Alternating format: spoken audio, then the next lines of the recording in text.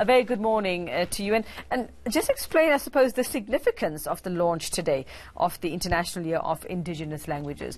Why is it important and to South Africans? This is very, very, very important on the basis that UNESCO has just declared 2019 as a year of indigenous languages, an international year of indigenous languages. And you would recall that South Africa is a member state of the UN.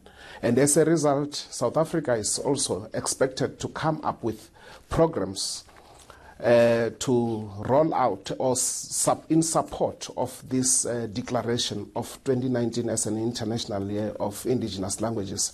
Hence the launch in the Drakensberg area, Didymus in KZN, where we are launching. UNESCO itself has launched on the 28th of January, so our launch goes on today, and we will be unfolding the entire calendar of events that contains all the programs that we will be undertaking in support of the celebration of the International Year of Indigenous Languages. So what are you telling South Africans, and what are you telling the world actually about preserving our indigenous languages, and what are the plans, if you can give us some idea as to what's planned for the rest of the year to get that message across? Yes, you would agree with me that there are quite a number of languages that are facing extinction.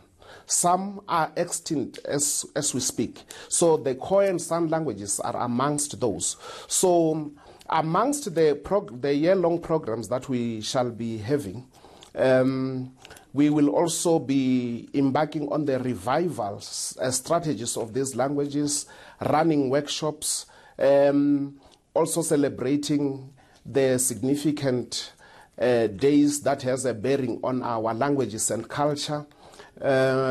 We will also be continuing to workshop government departments, state entities in the development of language policies, and also embark on different campaigns.